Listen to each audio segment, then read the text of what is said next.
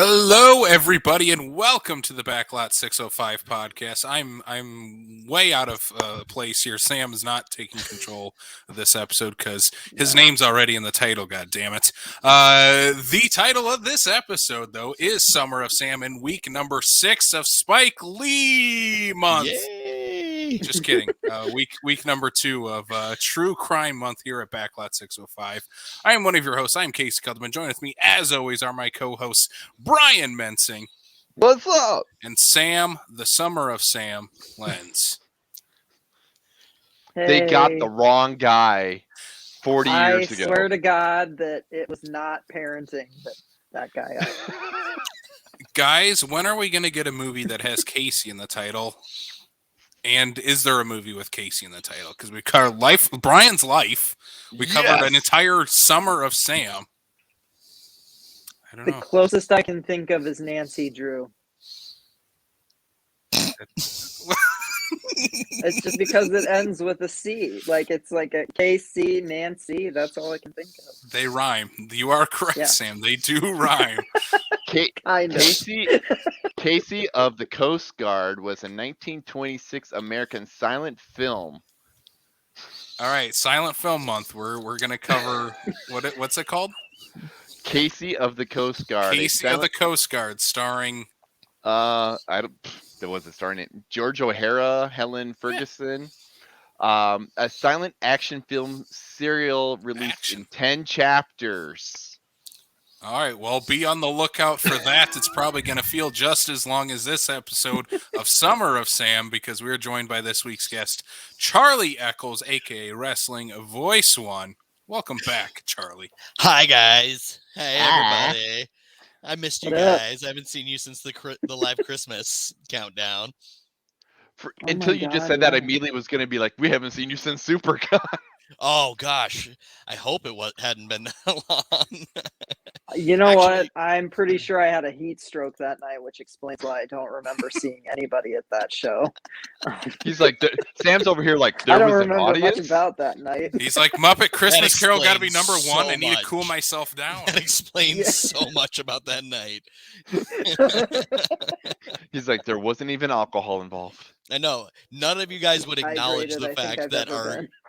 None of you guys would acknowledge the fact that one of your guests looked just like Casey, and you wouldn't call them long lost brothers. The whole episode, I had to text Sam as it was going on. I'm like, why is this not being acknowledged? Why am I the only person? Charlie, I tried to get three Andy to audience say members something. texting me. But I didn't I have had to turn my phone had upside down because I kept getting messages popping up from you and literally 2 other people in that room. I was like, About the this same is thing? distracting.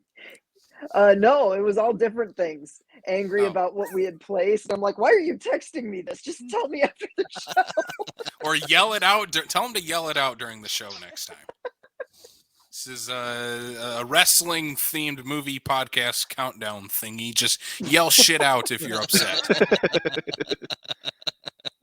I'm just waiting for like a "you still got it" chant when they at the end of like a pick that they all liked after a pick they didn't like. So I'm just hoping one day we're gonna get a "This is awesome" chant because of someone's pick. We'll get there. We'll get there. Maybe, just maybe, at the Schmucky Awards coming up February. Is it February 12th? February 10th. 10th. The date that you picked. 10th, February 10th at Spellbound Magic Shop. Hey, guess what? It's going to be hosted by our guest this week, Charlie Eccles. Heck yeah. I'm super stoked for this. It's almost like he's a good thing about this like hosting thing. It also means that it's coming in on the 1-year anniversary of the time that Charlie called me out live on the internet for being a terrible cameraman. No, that was a different show. Wait, was that was the Schmuckies. That was the Schmuckies last year. Well, in all fairness, you were like half paying attention forgetting to move the camera, so we're not Well, wrong. when Hey, Bo Burnham wins an award, I have to celebrate. Sam, we're going 2 for 2 this year, babies. Bo Burnham's he's nominated again, so I'm hoping he's going to become our first ever 2-time Schmucky winner. Then maybe Bo will answer our call to come on our podcast. Bo, if you're listening, please come on. There's one Yeah. movie that I just watched today that means I will not be voting Burnham. Sorry, I don't Casey. blame you. And I was gonna say too, also thanks to Derek helping me understand how Inside even qualified for the Schmuckies, but that's beside the point. It's a feature film. It is a It's feature a film. TV special. It is a feature film. It's a TV special that got a 1-day theatrical release. Yeah, it did, and it was on Netflix, and it's a movie, and it's awesome, and was voted on by at least 4 or 5 people, so including Mr. Eccles. Yes. But we're not talking inside, but we are going to go outside for the Summer of Sam, Spike Lee's 1999 take on the Son of Sam murders of New York City. As we're doing True Crime Month, last week we kind of had a more of an obscure, if you will, true crime story. Mhm. Son of Sam, though, is not an obscure true crime story. This is a pretty relevant story when you talk to anyone in the true crime world. This has had endless documentaries, news stories, yada, yada, yada. Mhm. But we're talking about Spike Lee's take on this movie. Charlie, Summer of Sam. Why Summer of Sam? Well, Casey, as Charlie. you know, because you and I share not just a love for professional wrestling and not just a love of movies, we also share an obsession of serial killers, and Healthy obsession. it's a healthy I was obsession. gonna say maybe I don't need to piss you guys off anytime soon. I gave a rant last week about my thoughts on the weirdos online that wear David Berkowitz shirts. So moving on. Man, we don't even have to go there, but I think the only 2 movies you guys had for True Crime Month, and I really wanted to be on this because I love true crime. My wife and I are true crime junkies, and starting with the podcast Serial, that helped all podcasts ever, and then going into things like Making a Murderer, and then all the documentaries that Netflix has done to follow that, and most of which are very, very well done. But when you had the 4 movies, I believe that you have the Ted Bundy movie and then Summer of Sam. And when it came to like the serial killer genre, and I had never seen Summer of Sam before this. I had seen the Ted Bundy movie, love it. Zac Efron puts on an amazing performance in my opinion, but I really wanted to broaden my spectrum with this and see a movie I hadn't seen, and on top of that, it's a Spike Lee movie, and I hadn't seen it, so I wanted to get a good first take, because this is the first time that I've been on the show where I'm not talking about a movie that I'm super obsessed with, or something that is within my realm, so I wanted to broaden that a little bit, and honestly, a very long movie. A little bit. I think it went a little long.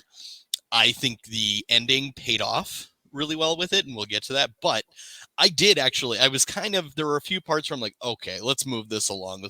But then at the end, I'm like, okay, I get the build up, everything like that, and I think the ending really paid off. But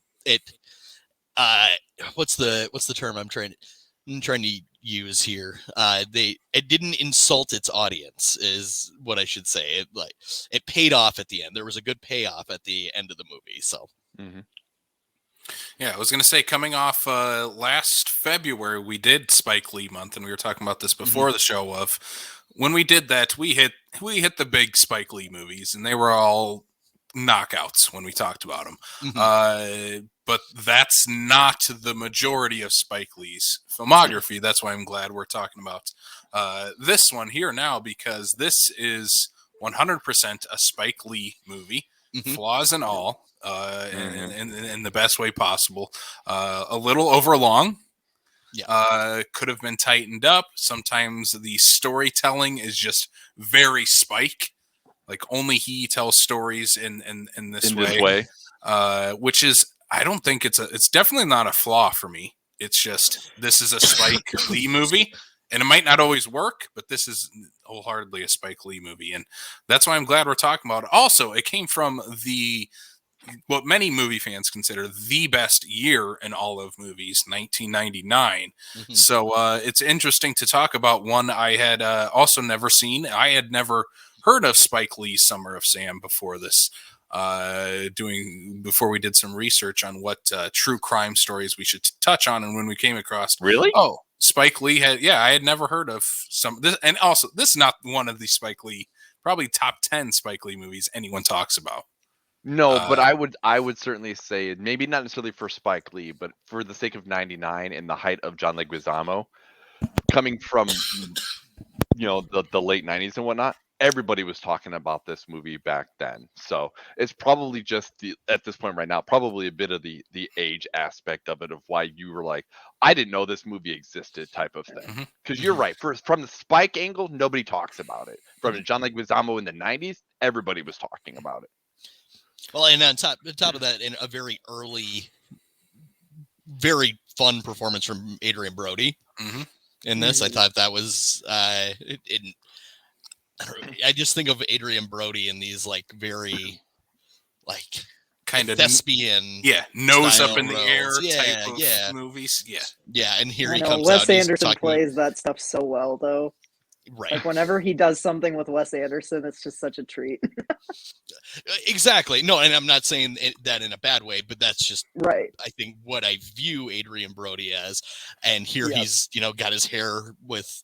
He looks like James Franco in Freaks and Geeks, and I mean it's phenomenal, and it's I thought he had a really great performance throughout the whole movie. So he steals the movie for me.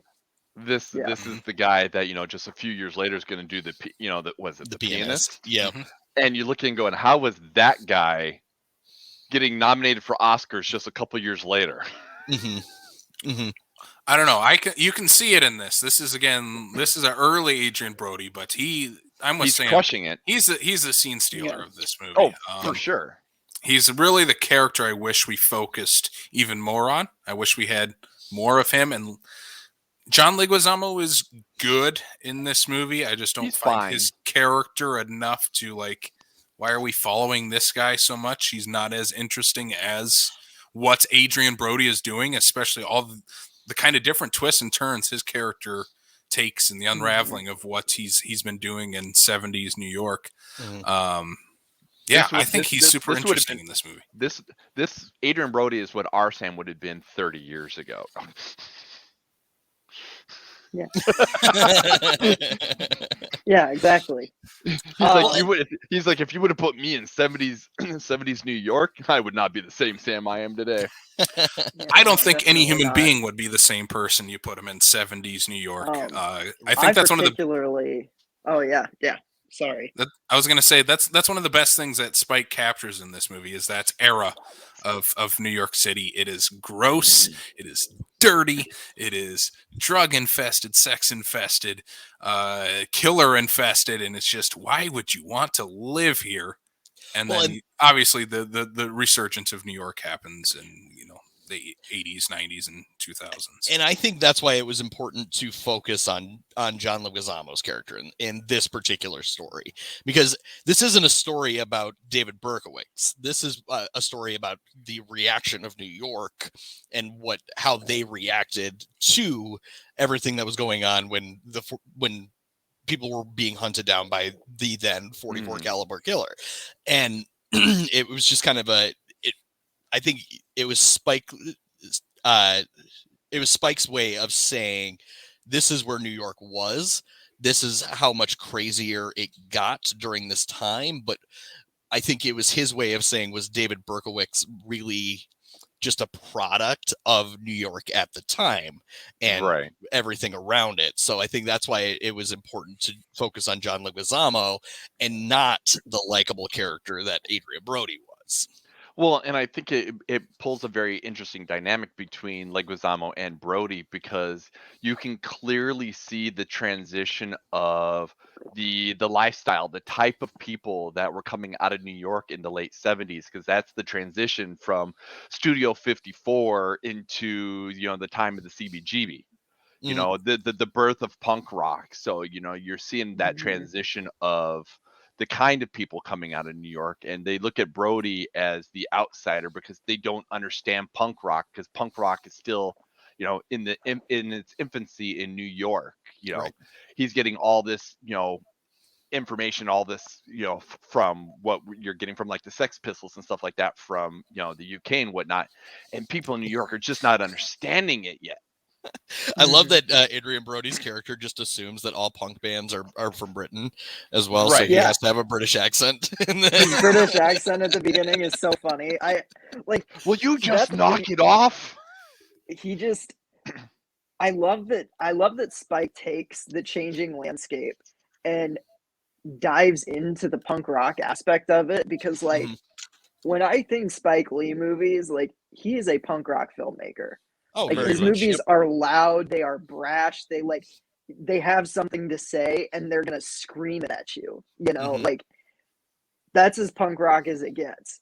I love this movie in the fact that it marries like this punk rock ethos that like Spike Lee has always had, and then takes the actual punk rock movement Mm-hmm. and like it just gives it that extra momentum, like, and that's where like for me when Brody isn't on the screen, this movie levels out a little bit. Like it's never bad, it's never not entertaining.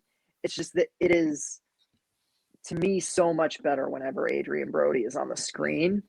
And I think the ending for me rings a little false just because we haven't seen quite as much between, like, I feel like we didn't get quite enough between these two characters for that moment to really have as much impact as I think it wants to. You know what I mean? Like, it's not necessarily, oh, there's too much John Leguizamo and not enough Adrian Brody. It's there's not enough of them together. There's not enough of them bouncing off of each other and bantering to the point where you like understand that they were lifelong friends. They make mention of it a few times, but there's not enough that actually like shows us as much of that for Mhm. me. That I think that was my biggest gripe with the movie, because like I said, it's never not entertaining. It's just that the ending falls flat just due to the fact that we don't see those characters together as often, for me. Okay. Anyways. Before we get to the ending of the movie, I think we need to set up a bit of the plot of this one. Because you look at this and it's called Summer of Sam. It's set during 77 New York. It's about David Berkowitz, the son of Sam, you would think. And he's really just the inciting factor for all of our characters and how they react to that situation with their real life, relationships and stuff like that in the summer He's of even less a 77. part of this movie than Manson and his followers were in Once Upon a Time in Hollywood. Pretty I close. don't know if he was I think. I mean, he just wasn't I think directly in the plot as much as like, Right. at least you have the scenes on Spawn Ranch and the scenes like at obviously like the entire third act takes place on that night. But it felt like he was a little more like Son of Sam was a little more extraneous in this movie. He was than more of like a Manson was in that provoking one. factor to what happens as opposed Right. to like the actual driving plot. An interacting character with the rest of our main cast. Right. Aside from a few little instances like spoilers for Summer of Sam, I guess. But Adrian Brody's character at the end gets mistaken to be the 44 caliber killer, ending up getting the crap beat out of him because of it. And then John Leguizamo drives by one of the killings very early on in the movie. So both have intertwining storylines with the actual David Berkowitz. But I think Spike Lee does a good job of integrating what Son of Sam and what the feeling of New York was at that time. Yeah. But yeah, the movie opens right away. We get before we even get to the actual plot of the movie, we open with who's the gentleman at the opening? He's a lifelong New Yorker, and he says it's like New York City is a city that I love and a city that I equally hate. I've never looked that up. Anybody else know that? No, no idea.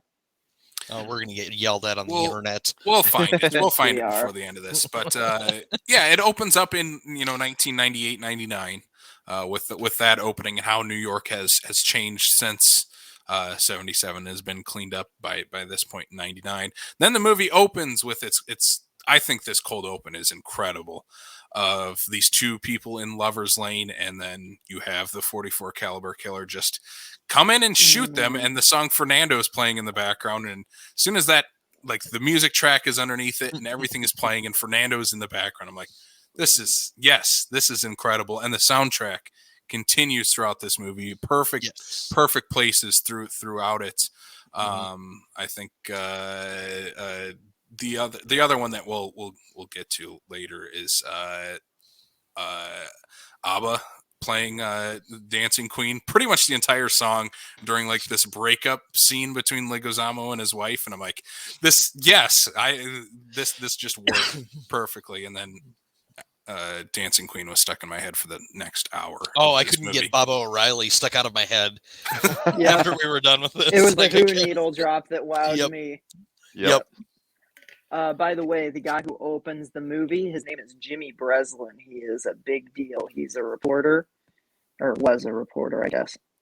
He's a big deal in New York City. Yes. Yeah. Was like a massive journalist in New York City. So a very, very New York movie. Some of the things that us people from South Dakota are not gonna pick up on from New York City. So the New York guy, yes, yeah. The New York guy made a really New York movie. I'm kind of shocked by that, Casey. Right. I some of the things that I saw and I read and whatnot said, whether or not Spike Lee was the right guy to tell this story, because like you said, this is very much a Spike Lee movie. But at the same time too, as somebody who is a native New Yorker, and I looked up, just based on when did this happen versus how old he was. It's probably a teenager. No, he was 20.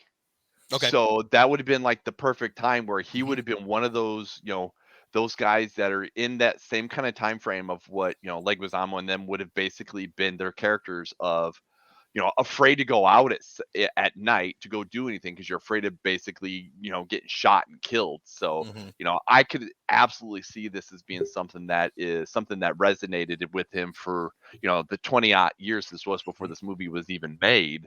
To be like, if this movie hasn't been made, so I'm going to make it kind of thing. And I think that him being in New York at that time, I think a big part of the drive in the movie is this is where New York was heading, and this is where New York headed after everything happened. And I think he's doing a really good job of showing New York City as this whole faction of characters really make that pivot into what we know New York to be these days, or at least into 99 at that point. Maybe not in 2021, but into 1999. Yeah, I think I think he's the perfect guy to tell this story. Maybe not necessarily the David Berkowitz story, because he's not interested in telling the David Berkowitz story at all. Right. It's just part of the movie. But he did in parts of it. With the dog coming in and talking to him. Guys, there's a talking dog in this movie. How can we not love it? Yeah. I'm not gonna lie. For a hot minute there, I was like, this is not really happening. As I continued to just stare at the screen going, oh, this really is happening. Are we a yay or a nay on the talking dog? I'm a total yay. Yes. I don't know. I'm a nay only because, like, for me, the movie grinds to a halt whenever he goes on to like the actual Son of Sam stuff. I like the reading of the letters and the footage of New Yorkers panicking. Like that part's cool. It's just I think it's kind of what Casey said. He seems so genuinely disinterested in telling the Son of Sam story. So all of it just feels very like we're just gonna show you like what this guy was like, and they add in like a little bit of the mythology, the story he told about the neighbor's dog and blah blah blah, all that. And I was like, it's cool. It's just you don't need it. You're already selling the panic without having to show us what like a gross weirdo this guy is. You know? Right. Oh, I don't like, think yeah. it was needed. I don't think it was needed at all. I'm just saying I'm pro talking dog Yeah. in murder movies. Yeah. I think what Charlie's trying to say is that if there's any movie that's got a talking dog in it, it's immediately going to be an uptick in rating for him. This is why I nominated Clifford the Big Red Dog for the Schmuckies. Wait, he doesn't talk Oh my in god, that, does does he? he talk in that movie? Clifford doesn't talk in that. This I is was why like- I always nominate Air Bud no matter the year. Air Bud does not talk. Air Buddies, they do talk though. What, Why do I know that? I Why don't are- know. Why do you know this that? is why we need more talking dogs in cinema, because I'm No, we talking just about need dog movies Scooby. and none of these dogs talk. Paw Patrol, there it is. Here. That was Or like- not a good movie. Or like Sam said, Nominated. Scooby-Doo. Hashtag do Yeah, they heads. make Let's a move new on. Scooby-Doo every year. 2 every year if we're lucky. Anyway, let's get back to Spike Lee. Yeah, I don't think he is. He's not interested in telling the David Berkowitz story, but when it is included, I think it's a good Cliff Notes version of Son of Sam. And he's having fun with a talking dog, which I do appreciate. Like, yeah, you're just your view as a filmmaker or as what your view was in 1977 of this crazed man who had a dog talking to him and telling the dog told him to murder people. Like that's all he tells us about David Berkowitz. And I'm like, yep, that's probably what everybody thought of David Berkowitz in 1977. I'm like, And they That's do okay. really like in the epilogue when they have the guy coming back, Jimmy Breslin coming back, and he goes, "That sick fuck, God." Like that made me laugh. I'm like, oh yeah, that's a Spike Lee line right there. yeah, adds zero humanity to the monster that was David Berkowitz. So I think that's he's giving the thoughts and mindset of 70s New York. John Leguizamo. Let's talk about John Leguizamo in this movie. So this movie centers around like Italian Americans during this time. We got a taste of it if we want to jump back to a different Spike Lee movie and Do the Right Thing. A little taste of what Spike can do with Italian Americans. And it's cool to see Spike integrating more of that into this movie here. I think he does a very good job of portraying these guys in 70s New York and how the mob and the police were intertwined at this time as well. Like basically the police have to go to the mob and say, yeah, we can't catch the guy. You guys should probably help us out because we just can't. We're not, funded well enough at this in 70s New York. We're not going to have enough, resources to catch this man. We don't have enough men on the streets to catch a crazed man. So the mob, you might want to just help us out on this one here. And part of my research in this, before I realized that this wasn't a movie that followed David Berkowitz, I did a lot of podcasts about David Berkowitz. I did a lot of documentaries, did some article reading, things like that. The New York Police Department got funded up the ass after they found him, though. So this was a huge pivotal point for the New York Police Department after they found them. So that is, I think, you saying that is a huge point to what was affected because of everything that happened during that time. I was watching just kind of coincidentally, but a couple weeks ago was Netflix just put out a docu-series called Crime Scene: The Times Square Killer, which also takes place 70s New York City, about a man just who hires prostitutes, brings them to a motel room, and Yeah, becomes the torso killer is what he's called. He was not a good dude either.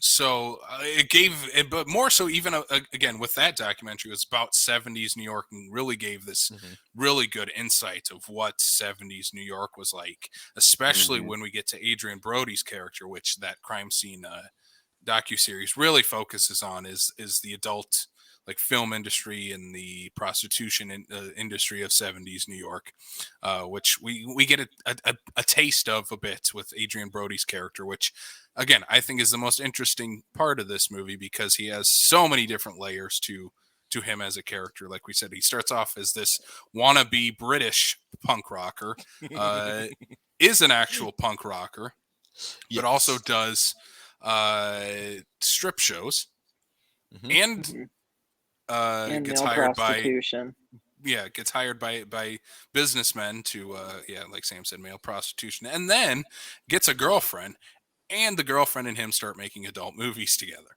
Yep. This is one character. I'm like, that's more interesting than John Leguizamo, I guess, as a hairdresser and cheats on his wife. A lot. Yeah, a lot. That whole movie, the whole like first hour of the movie, I was like, this is Cinemax. Why is Luigi doing this? For sure. Yeah, why is Luigi doing this? Why is the sous chef from Chef doing all these crazy things? Why is Jesse Eisenberg's drug dealer from American Ultra? Why is the weirdo uncle from Encanto doing Thank this? you. I was just going to say that one. Now we know why they locked him inside the this walls. is why he lives in the You walls. had to go there. It's the same guy. That's my headcanon for Summer of Sam and Encanto. Why is the only hot crossdresser from the movie where Patrick Swayze Tu Wong Fu. That's it, thank you. Why is the only hot one from Tu Wong Fu? You're not giving Mr. Swayze enough credit in that movie, Charlie. I don't need to. John Leguizamo was looking good. I mean, I'm not going to disagree. And we're all just like, yeah, Wesley Snipes doesn't look like a woman. If I may bring the room down a little bit. Yes. What John Leguizamo movie are you going to bring up, Sam? Oh no, I was just gonna bring back up Adrian Brody's character with the whole like prostitution and like working in the sex, like the sex work industry, and it being 77, like right on the brink of the 80s. And granted, I also watched Tick Tick Boom today, which deals with like HIV and the AIDS crisis. I'm just like, I don't want it because I know it would make me cry, but I kind of want a sequel to this. And I know Adrian Brody's like way older than he would be in the 80s, but I just want a sequel to this with his character about the AIDS crisis, and Spike can direct that too. You know, like it wouldn't be bad. I don't know. That's a great idea. I mean, set like, it in the 90s. Yeah, you could set it in the 90s, and it'd be like Adrian Brody hasn't aged that much. No, you know, like no, he still looks really good. So I recently rewatched The Village, and before this, I was like, oh man, like they look. There was a good 6 years between The Village and this movie. I want to say, and I mean, he didn't age at all. No, I mean, you watch him in like King Kong, which was around the same era, and he looks exactly the same as like he is here. So what's something that Brody's done recently? I'm just trying to. I mean, he just did The French Dispatch. Oh, that's right. That's right. He looks really good in that. Yeah, I was gonna say he probably didn't age at all. So yeah, no, he still looks really good. So I think they could pull it off if they wanted to. Yeah, Lori has. I just think there's an interesting movie there. My wife Lori has one friend. His name is Carl, and he looks just like Adrian Brody. And I pointed that out to her when we were watching give your this. wife more credit that she's got more than just one friend. This is the only friend that looks like Adrian Brody, though. You're just like, my wife's got one friend. She's in the other. She can hear me talking. She can come. She can come talk to me if that's how I sounded, Brian. All right. Are we talking mohawk, spiky hair, Adrian Brody? Which one? Spiky hair, because it's the brown hair. Nice. Yep. Depressed But the big penis. blonde mohawk was awesome. Mhm. Oh, when he showed I up with that love the blonde mohawk. mohawk, I was like, yes, Mhm. Mhm. that is amazing. Yep. To That's go That's punk way full rock better on than New shave York your Ribbon punk. head. Yep. Spikes. Mhm. Yeah. Yep. That's awesome. Okay, I want to point out one thing, just being a punk music fan myself, like The Who isn't really like a punk not really band punk. from the 70s. No, They weren't like they did influence a lot of punk, They but they did. They weren't did. punk themselves. Right, You know, exactly. but I mean, you ask any, yeah, you ask any and like punk drummer, and they're like Keith Moon, man, because like Keith Moon was a punk drummer. mhm. It's just that most punk doesn't have like keyboards and like grandiose like you know, Well, like and punk at the rock time- doesn't open CSI shows. I'm just now I want to waiting- find it. Now I want to find somewhere that there is a show that's got a punk rock song opening, you know, an NCIS something, or you know. It's just like Black Flag opening up for NCIS. I was about to Well, say, like- Sam, have well, you like never heard? 50-year-old dudes put on shades with explosions in the background. Sam, have you never heard the opening of CSI New York featuring the Ramones? It's No, just that one Blitzkrieg. slips It's past me. Blitzkrieg Bop just over the opening, and that's it. Every Hey, oh, let's go catch some bad guys. Yeah. every CSI New York the soundtrack is just Walk Among Us by the Misfits the whole time, and it just plays in the background throughout the whole movie or throughout the entire 45-minute episode. I will say that is one thing about this soundtrack I wish we had a little more of, that we, especially since we do have a punk rock New Yorker from the 70s. There's not a whole lot of punk rock New York music in this actual movie. I mean, and at that time, I think they were making a lot of reference to like British punk. So I mean, just throw in some Sex Pistols or the Clash, Yeah, and like, and obviously call it that's who good. he's influenced by. So. Right, exactly. And that, I don't know. I'm not like I'm not a deep dive punk aficionado, but I love like the Clash, the Sex Pistols, Black Flag, the Misfits, like the Ramones, that styles, yeah. Mhm. Like that style of music. So it was a little bit like The Who? Like, Baba O'Reilly's on the radio. What it does give me a little bit though is that, you know, the type of person that Spike Lee is and what probably his background is a little bit of that whole like, this is how I think punk rock is, as opposed to actually getting somebody who's like, this is how punk rock is. But like Spike Lee, I mean, I want to go to Sam's point. Like Spike Lee's really like, he understands the movement of punk rock because of his love for the movement of hip hop music. So he understands that. So I just think there was a little. I'll say it. He was being a little lazy with that portion of it. So Yeah. Mm-hmm. Well, and it could have been like the studio too, being like, no, you're not gonna drop a bunch of like dirty British punk rock in this movie. And who knows? I don't know. You know, it was maybe 99. maybe the studio's like, we can't get the rights to it. That's what I was gonna say. Maybe it was 99. Maybe like the Sex Pistols were like, oh, fuck off, like, we lost them. So yeah. Well, if it was 2021 or 2022, he decided to do this after seeing Johnny Rotten on The Masked Singer, anything is possible. Oh, we're still screaming that. My it's so God, bad, but they it's let fine. him on Masked Singer. They let Sarah God. Palin on Masked Singer, Sam. My Yeah, God, that's fair. we're That's talking fair. about the Masked Singer. I'm just saying, because it is one of those things where you have somebody like Johnny Rotten, somebody who is one of basically the founding fathers of the punk rock movement, doing Right. something like The Masked Singer. Where Yeah, that's insane to me. I mean, if Henry Reminds me Rollins of goes when on that show, American I'm gonna lose my Idol- mind. Yeah, but everybody would know his voice, right? Well, okay, we would know his voice. We would know his voice. Yeah, The four judges would be like, who the fuck is this? yeah, right. Right. Anyway, Summer of Sam. Summer of Sam. sorry about that. I know what Sam did last summer. He was jamming to the Who. That's what he was doing.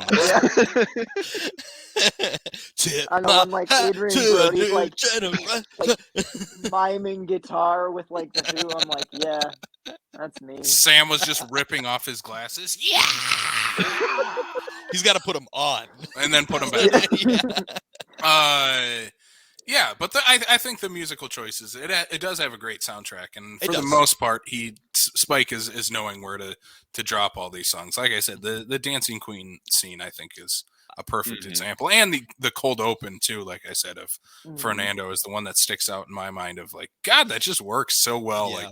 Like the dichotomy of the two of that song with that Such a twist. type of scene. I think, again, another big thing, like we touched on earlier with Spike in this movie, is how he's going from early mid 70s New York to like the late 70s, early 80s. We're having, main character John Leguizamo and his wife going to these discotheques, and very early on in the movie, they're there, and it's just a hopping place of it's filled with people, everybody's dancing, and again, a perfect Spike Lee type of moment is when Leguizamo and his wife are Mira Sorvino are dancing together, and everybody is on the dance floor, and it cuts like intertwines with them, just those two on the dance floor with kind of just this black background behind them.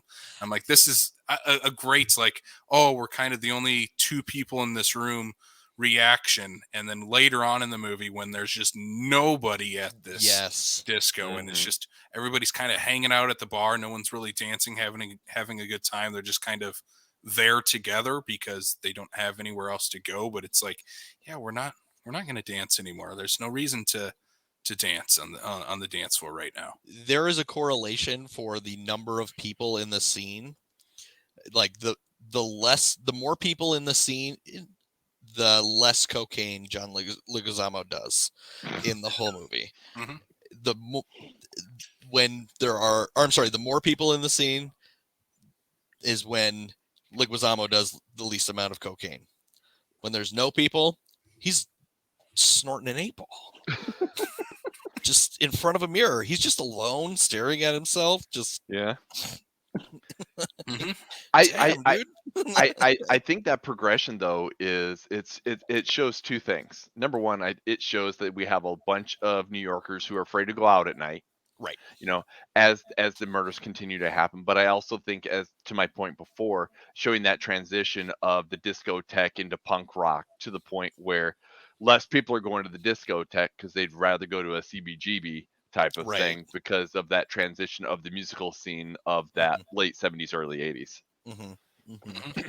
I mean, this is one of the best Disco's Dead movies ever made. Yeah, that's actually a really good point. Right? Absolutely. Because I think they just needs a little more.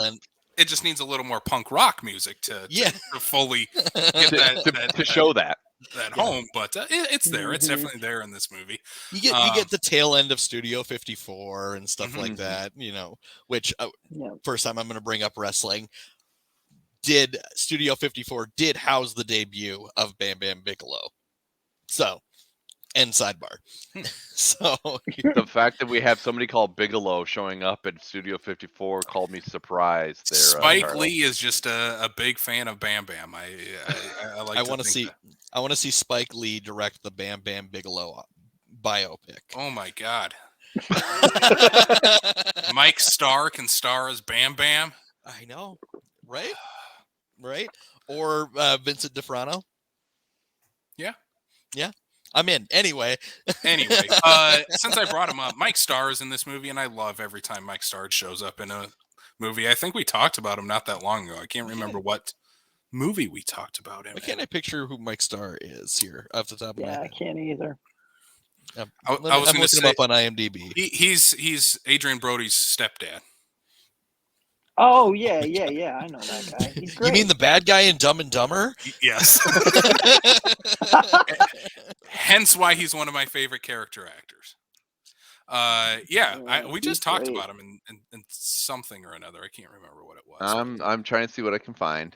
But yeah, I love when he shows up, and again, Spike Lee is pretty great about that, of introducing character actors into a lot of his movies, and utilizing like Italian American actors to play Italian Americans in this movie. Also, how do you pronounce this? Anthony LaPaglia?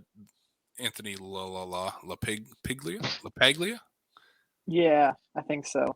Anthony LaPaglia. He was in Snake Eyes. Mike Starr? Yeah. Yeah, he's the security like camera guy. That's right. Mike Starr. We need to do a Mike Starr month. I'm looking at IMDb as we go on. I'm like, oh, I just can't. Perfect. We can do Jersey Girl finally. Jersey Girl, Dumb and Dumber, the one episode of The Office that he's in. Okay, I'm going to transition because I do think, or I want to transition us because I don't think we've talked enough about this. But Adrian Brody, John Leguizamo, I think have very awesome performances. John Leguizamo becoming a coke fiend is like the funniest shit. No, he's never done that before in a movie. Right. But Mira Sorvino and Jennifer Esposito, awesome performances in this movie. The supporting cast in this, I thought those two had absolutely wonderful performances. They really, really embraced their characters, each one of them. I think they're really great performances, but something about Mira Sorvino and John Leguizamo just didn't feel like they would be themselves compatible. Well, they're not. I think that's the point. Yeah. I mean, even from the very beginning. I mean, I don't know. I mean, like a little bit of he does blink her cousin right away. Yeah. Yeah, like literally. He's like Pooh Bear in it, like not even 5 minutes into this movie. We went there. Okay. The only thing like doing a Chinese fire drill in his car with his pants around his ankle. He was. This is the summer of Sam, folks. Sam Lenz. The two like female leads though, like I do think they have great performances. I just don't think their characters had enough to do with them, especially Jennifer Esposito, who just kind of, especially in the second half, just becomes, I'm with Adrian Brody, and that's it. Like her character completely just stops. Yeah, it goes from like the pretty girl in the neighborhood to suddenly she's like, I wear black lipstick. Alanis Morissette. Yeah, that would be the part where I say that I think she crushed her performance. I just think that she's only able to crush what she was given basically at that point. Exactly. And this was also, I mean, this was the very beginning. Jennifer Esposito's had a very, very, very good career. This is the beginning of all of that because she's aside just from Master of Disguise. Why aside? Anyway. But I think that she was just coming off of Spin City on this, which, in my opinion, Spin City is one of like the most highly underrated TV comedies. And Spin City was great. Spin City was amazing as far as a TV comedy, and it ended far too soon because of horrible circumstances. But let's not forget that she was in I Still Know What You Did Last Summer. Oh yeah, she still knows what Sam did last summer. It's coming full. That's why I wanted to bring it up. I was like 98. I was like, oh, perfect. I forgot she was in that. To continue the I Know What You Did Last Summer train, there was an actress from I Know What You Did Last Summer who was up for a role in this movie. Was it Jennifer Love Hewitt? It was not Jennifer Love Hewitt. Buffy? It was Daphne herself, Buffy, Freddie Prinze Jr.'s wife, Sarah Michelle Gellar. Was she up for Mira Sorvino's role? Yes. Oh, that's okay. That doesn't surprise me. That would have been she would have had a much different career had she did this movie. Right. Yeah. I'm glad that we got her as Daphne. Yeah. Hey, we still could have got her as Daphne a couple years later. I'm thinking Freddie Prinze is okay with that too. Mm-hmm. Yeah. They feel like the wholesome couple in Hollywood. They do. I mean, they're doing dishwasher ads. I mean, come on. And Freddie Prinze Jr. loves wrestling, so it's all good in the world. He does. He was a writer for WWE for like 6 years. Mm-hmm. Yep. He's the reason Hey, Jeff Hardy got Spin his big City's push. on Pluto TV. I'm adding that to my watch list. Ooh, is it really? That's good to know. Yeah, it's on Pluto. Yeah. Is it really? I had never heard of it until you guys brought it up. So I was Oh, like, it's I'm gonna look amazing, this up Sam. and see if I can Yeah, see it's it. a great studio sitcom. It really is. Mhm. Okay. Yeah. I saw that it was Michael J. Fox and Charlie Sheen, is it? So, not to get too far off topic, but this was the show that Michael J. Fox was doing before he got diagnosed. Oh, okay. And he had to Okay. leave, and he got replaced by Charlie Sheen. I think Gotcha. this is where Michael J. Fox went public. It might have been that he. Okay. And then Yeah, a few you're years probably later, right. Charlie Sheen got replaced by Ashton Kutcher, and we all know that history. Anyway, back to Summer of I Sam. live for that story. What's that? Hey, Bruce Willis I got lived for replaced that by Ashton story. Kutcher too. So That was my entire senior year of high school, was covering his whole meltdown for the school paper until they told me I couldn't do it anymore because it wasn't school appropriate. Well, at least we're still on the topic of cocaine here, guys. Yes. and Tiger Blood. But yeah, John Leguizamo was definitely on some Tiger Blood by the end of this movie, right, guys? He is See, I basically brought it just back. Charlie Sheen in this movie. That's right.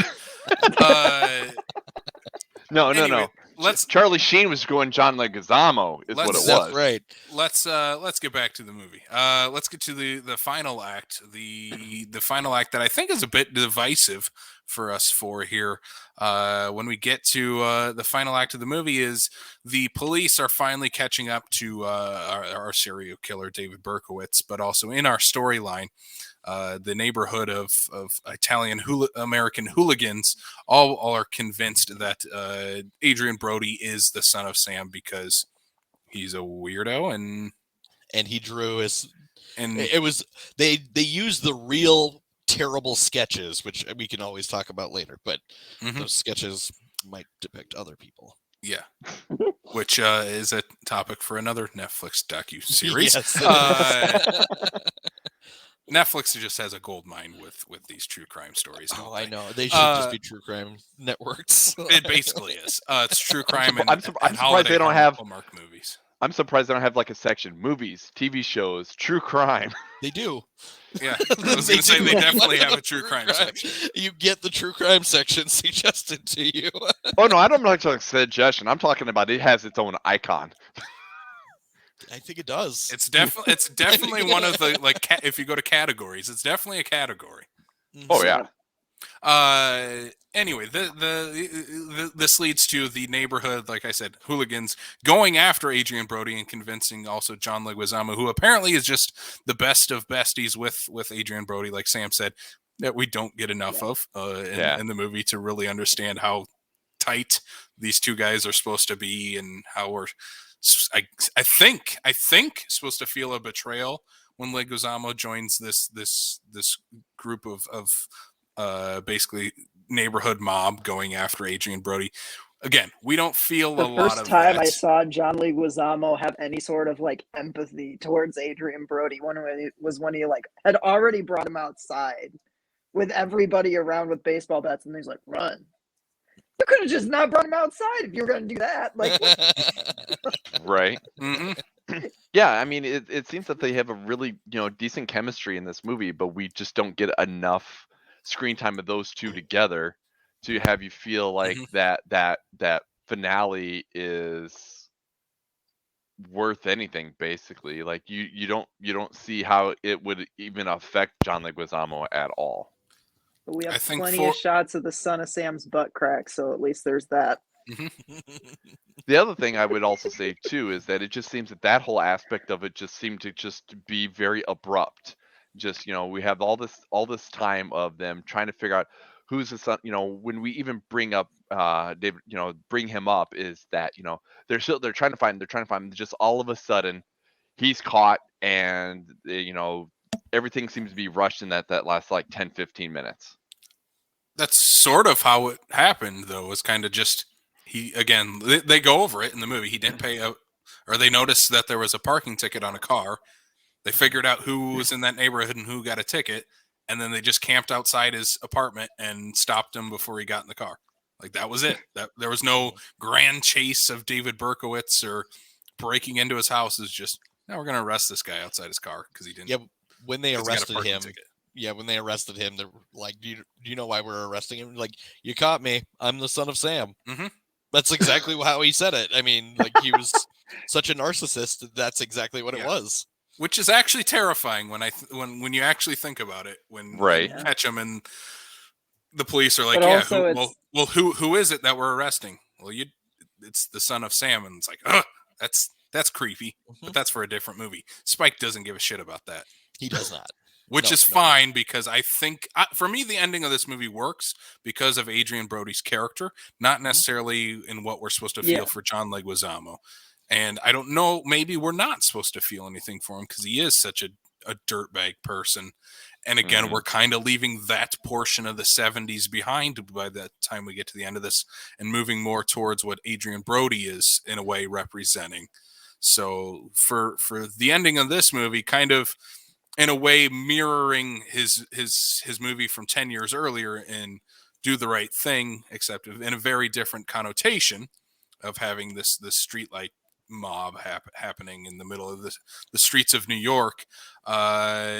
It doesn't work as well, obviously, as Do the Right Thing, but I think for Adrian Brody's character, you still feel for him enough that the movie works. And I think that's kind of my overall summary of the movie. It works enough, but it's not perfect. I think that John Leguizamo is supposed to be like a representation of what New York was at the time, and nobody liked New York at the time, so like you hated them, and they had to make a change. So I think there was like some representation in there.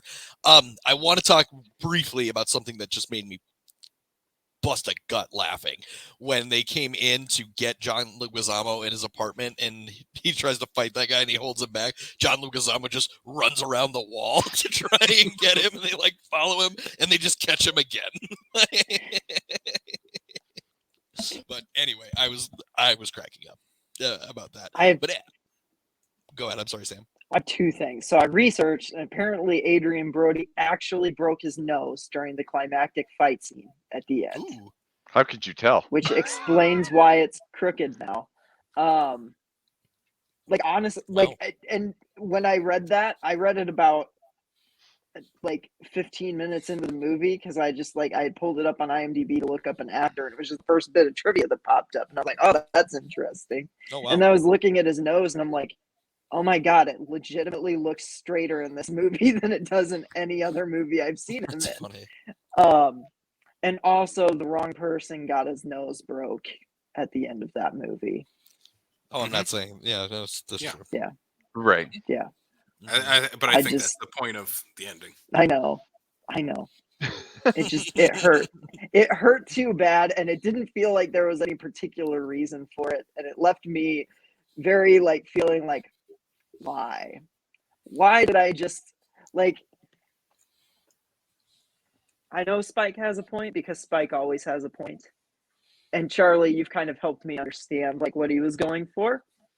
I don't know. The final moments just didn't pay off for me in a satisfying, like, and I'm not saying like in a sad, like, I don't mind dour endings. I love dour endings if they're done right. I just didn't necessarily. There was something missing from this one for me. I don't know. I think there was like how do I want to word this? I don't think that there was a lot of sympathy or empathy for any of the characters aside from Brody's character. Right. And I think, that's the biggest reason why that ending didn't work from people from a viewer aspect. From an overall story aspect, I think it did work. But I would. What else is it going to build up to? That's, oh, we found David Berkowitz. Okay. Well, John Leguizamo's still doing Quaaludes in his apartment. Yeah. Like, unless it was going to go full Once Upon a Time in Hollywood and kind of rewrite history and have Adrian Brody and John Leguizamo be the guys that catch David Berkowitz, or some weird integration of that actual story. Right. think this is kind of the ending you have to just do. Mhm. Yeah. And unfortunately, I think that's kind of, in a way, Spike kind of wrote himself into, I'm only telling the story of this one community at this particular time and what everybody's going through. Mhm. Kind of just have to have this ending, because the grander ending, in terms of a grander story, I don't give a shit about. Right. Yeah. And we all kind of And knew I the ending agree of with that part of that. it. Yeah. And I think like on paper, yeah, this ending is perfect. I just think in execution, something just That's got missed. You know? I get that. Yeah.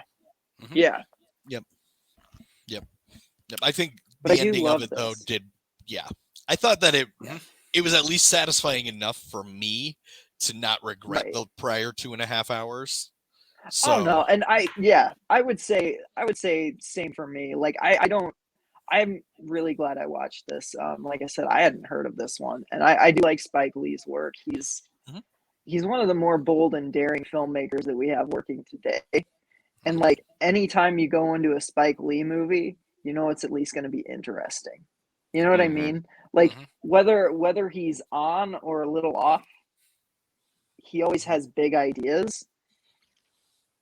And I don't know. I just respect the hell out of that. Like I said, I he's such a punk rock filmmaker that it's hard not to yeah, get like wrapped up in his spell when you're watching one of his movies. So like I would still 100% recommend Summer of Sam, while also saying like this isn't one of his best. This mhm. isn't Right. Spike at the top of his game, you Well, know? and I think that's Spike Lee. Like in a sentence, it's not whether you agree or disagree with him. He made you think, Right. and Yeah. I'm gonna use that, Sam. I'm gonna use that as your final thoughts. I think you summarized pretty well how kind of we Yeah. all feel about this in a way. I don't think any of us are like, yeah, Summer of Sam. right. We're like, yeah, Summer of Sam. It's good. Yeah. It's a good It's movie. fine. I think there's a lot of great points in this movie. A lot of good merit from Spike. A lot of great filmmaking going on. Again, great performances. Kind of what you expect out of a Spike Lee movie, and flaws and all, it's a very enjoyable movie. And I think that's kind of like we said at the top of the episode. That's the Spike Lee filmmaker that most people think of is kind of making these movies only he makes, warts and all, and that's okay. And for me, who I was just exposed to Spike Lee last year when we did our series and The Five Bloods came out. So that was my first exposure, and now we're 5, 6, 7, 8 movies in for me under Spike Lee's belt. That's I awesome. want to get to the rest of them, because he is such an interesting filmmaker, whether it's good or bad Mhm. or in between. There's a lot of great talk points no matter the movie. So I Right. think he's a filmmaker we're definitely going to be coming back to on this podcast many times, because every yeah. time we do talk about Mr. Spike Lee, it's a great conversation. And so I think that's what he does best as a filmmaker, creates great conversation pieces. And this is one of those. I'm glad he took on not necessarily the David Berkowitz Son of Sam story, but telling a Spike Lee story in that era of the Summer of Sam. So I think this is purely Spike Lee, and I think this is a fun watch. Might not be great or top tier Spike Lee, but enough good stuff in it to definitely recommend it. Yeah. Yeah. One of the things because we never brought it up and whatnot, and I wouldn't even think about it until just now, is one of the things that was kind of off-putting for me in terms of just the movie overall is that in most cases, Spike Lee will figure out how to shoehorn himself into his movies, whether it be a big or a small role. And I don't know what he thought he was doing, but Spike Lee did not need to be in this movie, and that was horrible. Oh, I love Spike Lee in I this did movie. too. I I disagree. did too. I thought he was No. fun. I thought he was a No. lot of energy. Yeah, it was a shot of energy, kind of being a parody of media in 1970s New York, especially as a black reporter reporting on all of these things. I'm like, you know exactly what you're doing, dude. It was I his agree. delivery though. It was the delivery is the part that the way that he was, because right out of the gate they talk about how he's been covering this basically since it started happening and whatnot, and he's over there and he seems like he's the guy who's literally 2 weeks out of, training for the job and isn't sure how to talk to the camera. But I think that's the point of his Yeah. character, is that Yeah. he's supposed to look like the first time reporter in that whole Yeah. thing. I think that's the whole point of it. He wasn't just shoehorning himself in with a bad acting job. He's not M. Night Shyamalan. Like, he knows what he's doing. Hey, you know what? M. Night Shyamalan managed to be the best actor in all of old, so Which I still haven't watched, but I just got an Apple Plus subscription. So As an old stan, I heartily disagree and agree on that. So, look, but Old Spike was Lee fine. is But great in this. I think also he's great, having Brian. his I just- sister as one of yeah. the ladies he interviews as well. I think he knew exactly what he was doing for me, like playing this kind of, I'm kind of new on this, bumbling reporter. It was a fun burst of a little bit of energy, like every Kind of looks like 20 minutes he showed up. the high school reporter. Yeah. Just he looks like reporting Urkel live if Urkel here. had gone to Exactly. journalism school. Yeah. Yep. Like Al Roker from 30 years ago. Purred happily from Parks and Rec. Yes. That's exactly yes. who he's playing. It is. It's Pert Hapley. That's headcanon now. Yep. We grew up, moved to small town Pawnee, Indiana, and became a talk show host. After reporting the Son of Sam murders. Yeah, it broke him. It broke him. And I show no emotion. Mhm. Yeah, see, it's a defense mechanism. This is All right, this let's is happening. Brian and Charlie, let's get your final thoughts before we get into our last question. And outside of that, I mean, for me, I like we've said, is, you know, Spike has always got a point to make. Spike makes good movies. He gets great performances out of his people. Just this one specifically, I don't think is the top tier of what we know Spike is capable of, past, present, and potential future. Right. So this movie's fine. You know, it would be one of those ones where I'm saying, hey, if you're gonna be wanting to get into Spike Lee movies, this isn't where I'm gonna be like, oh, you need to avoid this movie. You know, Mhm. this is part of, you know, what has made his career over the last, 30 years continue to, ingest all of it. And I'm glad we got an opportunity to talk about it and watch it. But it's not one of the first ones where I'm going to be like, oh, if you need to watch a Spike Lee movie, this isn't the first one where I'm going to be like, this is the one I recommend for you. Mhm. Although this might be one of the most Spike Lee movies. You know what I mean? Like, it's not the best Spike Lee movie, but it might be the most Spike Lee movie. Yeah. Yeah. When you get content like this, you get to do whatever you want. Like, Yeah. I mean, I that's it's not an overall, like, it's not a crowd pleasing content. It's not a popcorn movie. It's Right. not trying to say anything. It's just telling a story. Yeah. So, I mean, you can clearly tell he was swinging for the fences here. I just don't think he hit it 100% like he's done with other movies. right. Yeah. Right. And I really enjoyed this movie. I think I don't know if this will be on the rewatch list by any means. I am glad that I watched it, just because I like the true crime take of, like, the reaction of everything surrounding a giant event, Mhm. as opposed to just focusing on the event itself. Focus on the reaction of the event. So I think that was a creative way to go about this story. I think it really captured it well as well, from everything that I've read, seen, and heard about New York in this era. I mean, they added things like women cutting their hair so that they didn't have short brunette hair. Mhm. The dad giving a wig to his daughter. Mhm. The lovers lane aspect of the Mhm. whole thing. New York police not knowing how to do their job and recruiting the mafia. This is, I think they captured a lot of the characteristics, maybe not the characters themselves, and Mhm. I think it was a creative way. I thought it was a good stretch for Spike Lee. And I think he stretched well, and it went well. It just didn't land the way that most of his content does. Right. All right, let's get into our final question then. If we're going to pair Summer of Sam with another movie for a double feature, what movie are you going to pair it with? I will kick it off because I'm going to kind of piggyback off Charlie's final points there of what Spike was telling in this is 70s New York.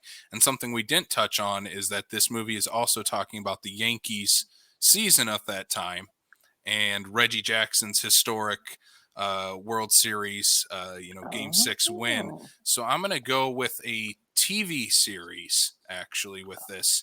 It is The Bronx Is Burning, which was a ESPN documentary, or not documentary series. It was a TV miniseries, came out in 2007. I have not seen it since 2007 when I was 13 years old. For some reason, watching The Bronx Is Burning. I was obsessed with baseball at that time, so I guess that's definitely why. But I vividly remember they have scenes of the Son of Sam killings in it, but it ultimately focuses on the 77 Yankees, which Spike touches on in here. So if you want, again, New York during that time from a different perspective, like Spike's perspective in this is very different than what someone else's might be. That series is like from the baseball Yankees perspective of the summer of 77. So that's my recommendation. The Bronx Is Burning. Nice. I'm going to pair it up with what is likely my favorite, not necessarily my favorite movie that he's done. You know what? No, I think it is my favorite movie that he's done. But we're going to do a John Leguizamo double feature. We're going to watch this, and then we're going to lighten up the mood and watch Chef. Nice. Yeah. There's so many different ways you could have gone with that. We could have gone Ice Age. Yes. You could have gone full M. Night Shyamalan and gone The Happening. We could have.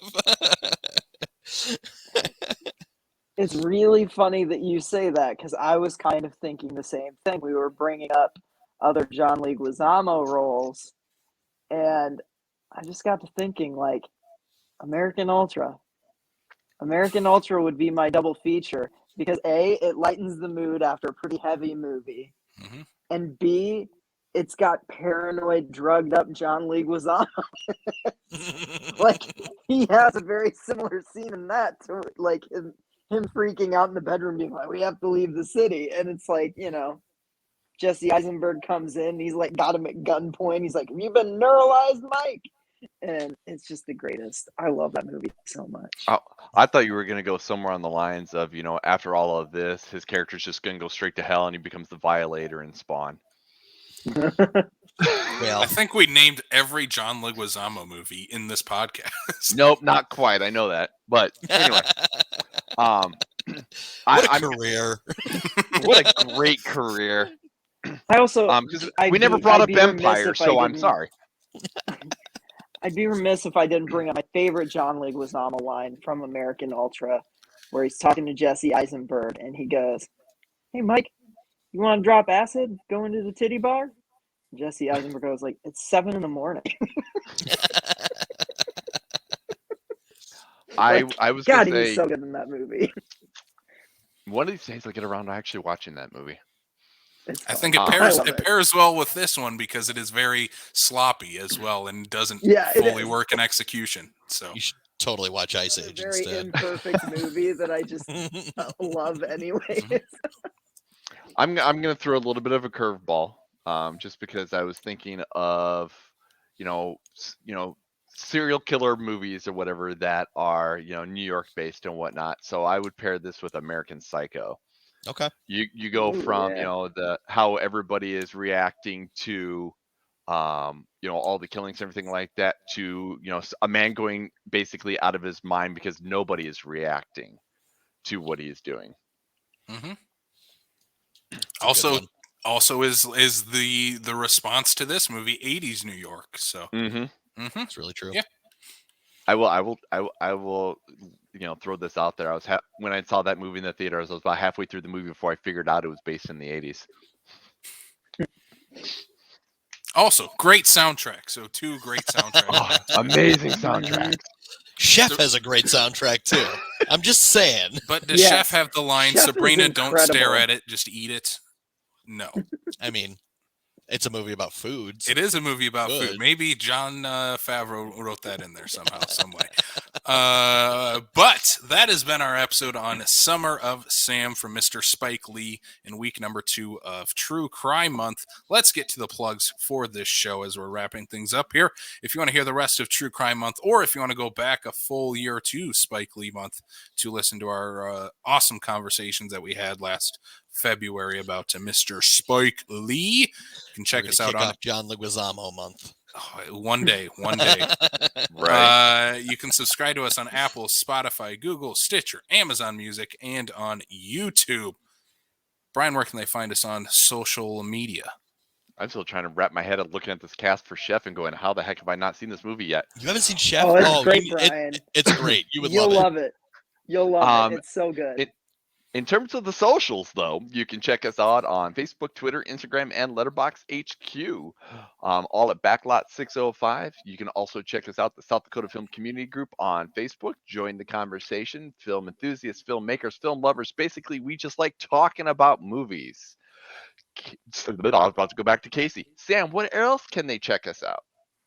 If you like this and you want more, we do 4 bonus episodes a month over on patreon.com/backlot605.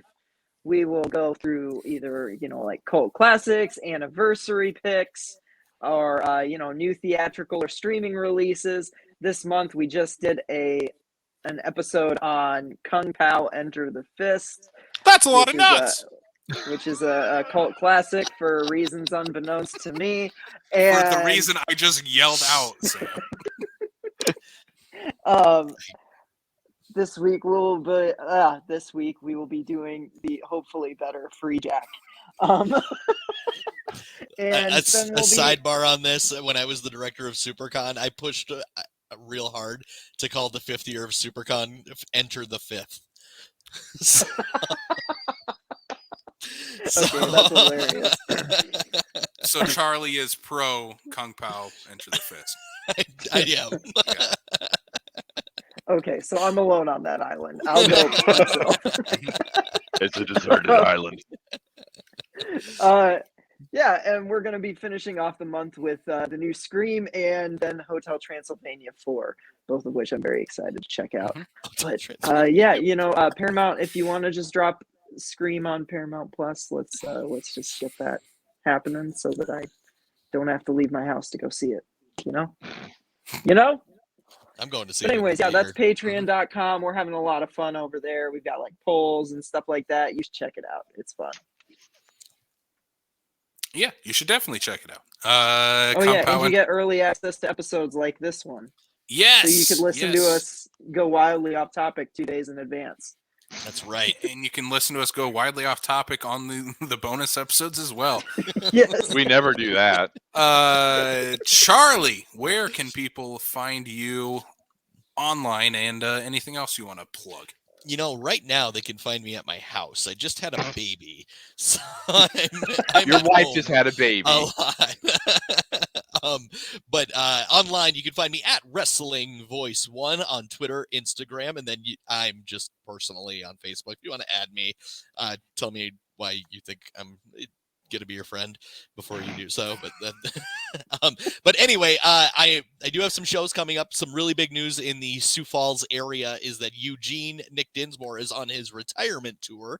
So we had a group of folks that actually bought out his company, and we are going to be relaunching Midwest All Pro here in the next couple of months. More to come, and it will be now called Flagship Pro Wrestling, and I am so excited to do some commentary for Flagship Pro. I think it's been cool to see. I thank Nick Dinsmore for everything he's done for me personally and professionally.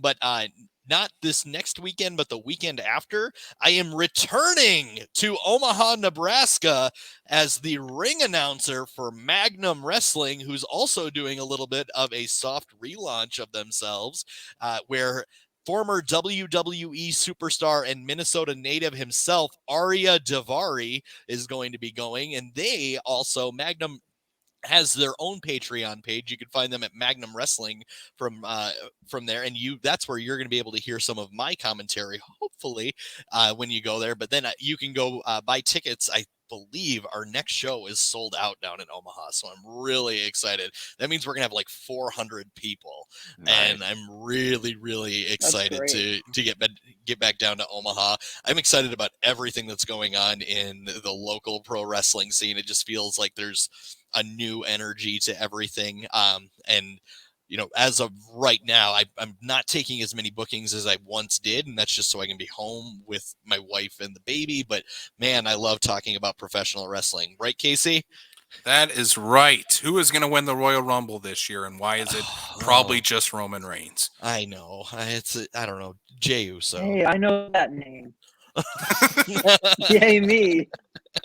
One day we're gonna get Mr. Lenz into the wrestling biz. David Arquette's gonna come out of retirement and go back into the big WWE ring where he got like stabbed in the neck. I was like, oh god. Did you watch his documentary, Sam? No, I haven't, but I do want to watch that. The documentary is incredible. Yeah, this is your guys' homework. Brian, watch Chef. Sam's got to watch You Can't Kill David Arquette, and Casey's got to keep talking to me about wrestling every day. I'm sure I will bring up Ready to Rumble. Fighting with my family movie with Florence Pugh, because I saw her in Midsommar, and I was like, I got to see more of her. And you'll love it. So I'm not gonna lie, I don't know much about the world of wrestling, but the fighting with my family stuff, I was like, this is cool. I like this. So I think I'm being summoned to the baby here, guys. All right. We're gonna sign off then. Charlie, thank you so much for coming on. Oh, you'll see me at the Schmuckies too. Yes. On February 10th. Yeah. February 10th, hosted by Mr. Wrestling Voice One himself, Charlie Eccles. And hopefully with a better cameraman. Well, we'll see. The tripod will do its job. Well, for that, we're going to end this show. Thank you again to Charlie Eccles for joining us. For Sam Lenz, Brian Mensing, I am Casey Cudlin. We will check you all out next time here on the Backlot of South Dakota. Bye. Peace.